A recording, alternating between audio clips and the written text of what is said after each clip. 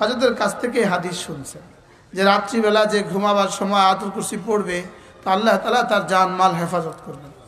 তো এই মুরব্বী বুড়ো ঘরে গেছেন, ঘুমাবার পরে দেখলেন যে চোর আসছে। চোর এসে ওনার তালা নিয়ে তালা খোলার চেষ্টা করছে। উনি জেগে গেছেন, জায়গায় বললেন, এই তোমরা কি করছো? দেখতেছে চোর তালা খোলার চেষ্টা করতেছে। তোমরা রাতভর চেষ্টা করতে থাকো, আমি আয়াতুল কুরসি পড়ছি। কি ভাই, তোমরা রাতভর কি চেষ্টা করতে থাকো, আমি আয়াতুল কুরসি পড়ছি। এই জন্য আয়াতুল কুরসি পড়বো তো ইনশাআল্লাহ। আল্লাহ তাআলা তৌফিক দান করেন।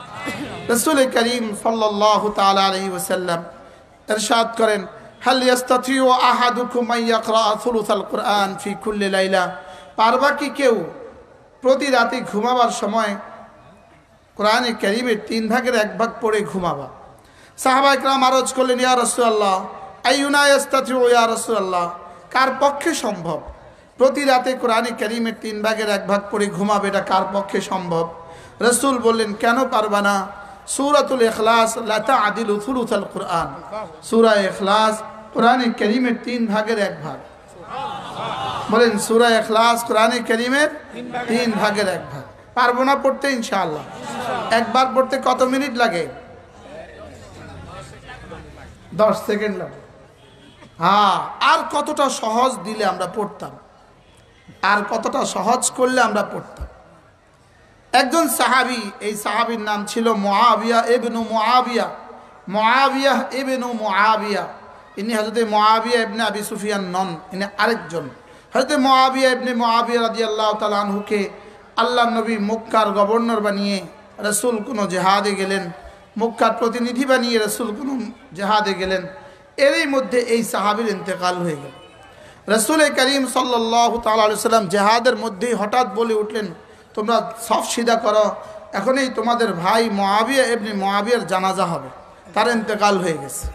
সাহাবা ইকরাম জানাজা সব সিধা করলেন, রাসূল জানাজা পড়িয়ে দিলেন।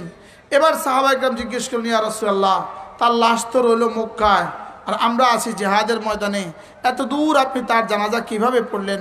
রাসূল বললেন, আল্লাহ তাআলা তার লাশ আমার চোখের সামনে তুলে ধরলেন। তার লাশ আমার চোখের সামনে কি তুলে ধরলেন। তো এখান থেকে ওরা গায়েবানা জানাজা বাইর করছে। মূলত গায়েবানা জানাজা নাই, আর এটা গায়েবানা জানাজা নয়, এটা রাসূলের সামনে আল্লাহ তাআলা তুলে ধরছে। না, আমাদের ইমাম সাহেবের সামনে তো আল্লাহ তুলে ধরেন না, বুঝেন না কথা? তো রাসূল করিম সাল্লাল্লাহু তাআলা আলাইহি ওয়াসাল্লামকে সাহাবা ইকরাম জিজ্ঞেস করলেন, ইয়া রাসূলুল্লাহ, এই সাহাবীকে আল্লাহ তাআলা এতটা মর্যাদা কেন দিলেন? তো সাহাবী, আল্লাহ রাসূল বলেন, দেখি জিবরিলকে জিজ্ঞেস করি।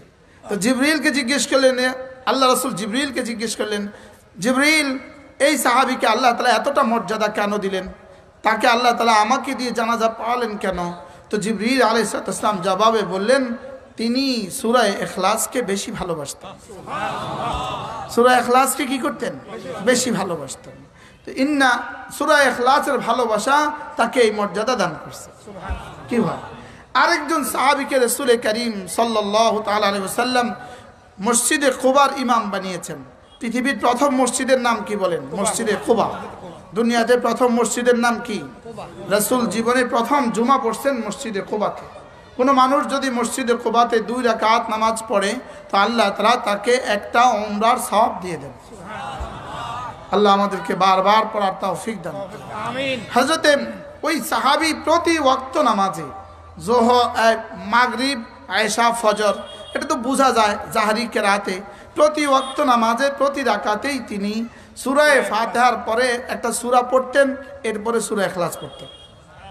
যেমন কুলিয়া পড়লেন প্রথম রাকাতে, তো প্রথম রাকাতে আবার সূরা ইখলাস, দ্বিতীয় রাকাতে ইদাজা, তো আবার সূরা ইখলাস, এভাবে প্রতি রাকাতে, মাগরিবেও, আয়েশাতেও, ফজরেও। এবার সাহাবা ইকরাম রাসূলকে এসে আরজ করলেন, ইয়া রাসূলুল্লাহ, আপনি আমাদেরকে একজন ইমাম দিলেন, ইমামের যে কি হলো?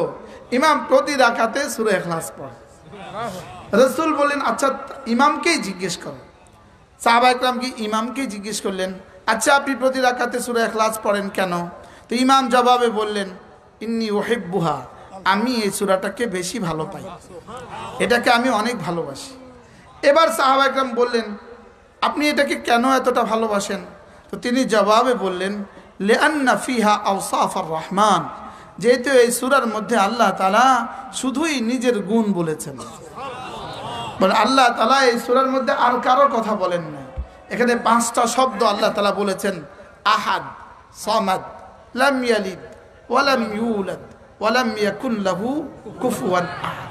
হ্যাঁ, আমাদের এক বুজুর্গ হযরত মাওলানা আল্লামা তাকি উসমানী দামাত বারাকাতুহুম, আল্লাহ তার হায়াতের মধ্যে বরকত দান করেন, দুশ্মনের সমস্ত ষড়যন্ত্র থেকে আল্লাহ তাআলা তাকে হেফাজত করেন। হযরত আল্লামা তাকি উসমানী দামাত বারাকাতুহুম বলেন, একটা শব্দ আছে, একটা শব্দ আস-সামাদ, বলেন আস-সামাদ। তিনি বলেন যে আস-সামাদ শব্দের তরজমা পৃথিবীর কোনো ভাষা দিয়ে কেউ বোঝাতে পারবে না। কি আস-সামাদ শব্দের তরজমা পৃথিবীর কোনো ভাষা দিয়ে কেউ কি বোঝাতে পারবে না।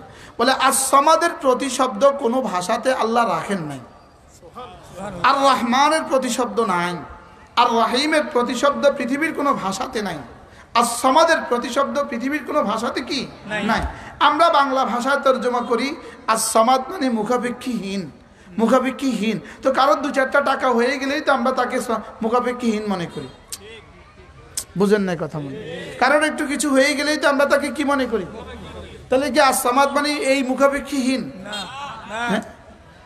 হ্যাঁ, আস-সামাদ মানে কি? ডাক্তার সাহেব আমার সামনে আসেন, ডাক্তার সাহেব এই সামনে আসেন। আস-সামাদ মানে হলো একটা তরজমা কোনোভাবে একটু আরবি ভাষাতে বোঝানো যায় সামান্য। আস-সামাদের তরজমা বলে আল্লাযী লাম ইয়াহতাজ ইলা আহাদ ওয়াল খালকু ইয়াহতাজু ইলাইহি। বলে আস-সামাদ মানে হলো সারা পৃথিবী যাকে ছাড়া কিছু পারে না, আর যিনি সারা পৃথিবীর সকলকে ছাড়া সব পারেন। আস-সামাদের কি তরজমা বলেন? ভুলে গেছি। সারা দুনিয়ার কেউ কিছু পারে না তাকে ছাড়া, আর তিনি সব পারেন সারা দুনিয়া ছাড়া। তিনি সব পারেন কি? তাহলে এই শব্দটাকে আপনি কি দিয়ে বুঝাতে পারবেন বলেন? এই শব্দটাকে আপনি কোন কোন প্রতিশব্দ দিয়ে বুঝাবেন? যে সারা দুনিয়ার সমস্ত মাখলুক তার মুহতাজ, তিনি কারোর মুহতাজ না। সুবহানাল্লাহ বলেন।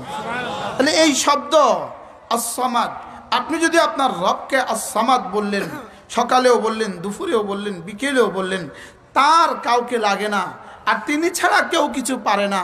এই এক শব্দ যদি আজকের 200 কোটি মুসলমানের কলিজায় বসে যেত, তো ইসরায়েল চিরতরে ধ্বংস হয়ে যেত। কি ভাই বলেন? শুধু একটা শব্দই যদি আমাদের কলিজায় বসতো, আমাদের কলিজায় যদি এই শব্দের ইয়াকিন হইতো।